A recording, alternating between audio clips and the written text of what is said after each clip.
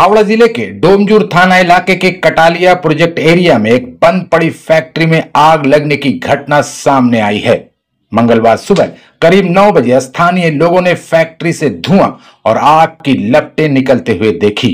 तुरंत ही उन्होंने डोमजूर थाना पुलिस और दमकल विभाग को इसकी खबर दी। घटना की खबर मिलते ही दमकल विभाग के 2 इंजन मौके पर पहुंचे और आग पर काबू पाने की कोशिश करने लगे। हालांकि आग कैसे लगी इसका कारण अभी साफ नहीं हो पाया है। डोमजूर थाने की पुलिस और दमकल विभाग के अधिकारी मामले की जांच कर रहे हैं।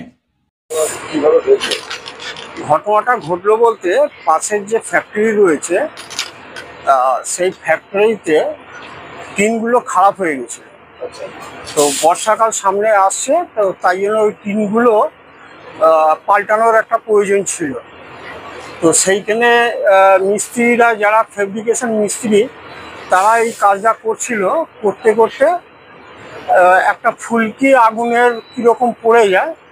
তো পাশের যে কারখানা, এটা হচ্ছে একটা পরিত্যক্ত কারখানা, এর মধ্যে কিছুই নেই, হয়তো কিছু রবারের টুকরো টুকরো সব ছিল এবং তার একটা পুরনো একটা গাড়ি ছিল। তো গাড়িটার কোনো ক্ষতি হয়নি।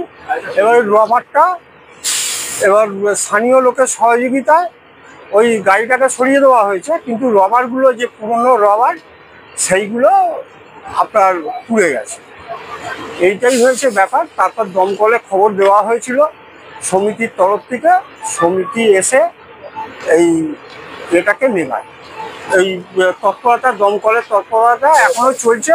আর কিছুক্ষণের মধ্যে একখানা আপাতত একটাই এসছে।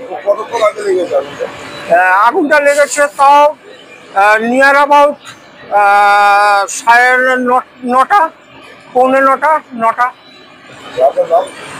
আমার নাম দীপক মুখার্জি। আমি এই কাজটা দেখাশুনো করছিলাম।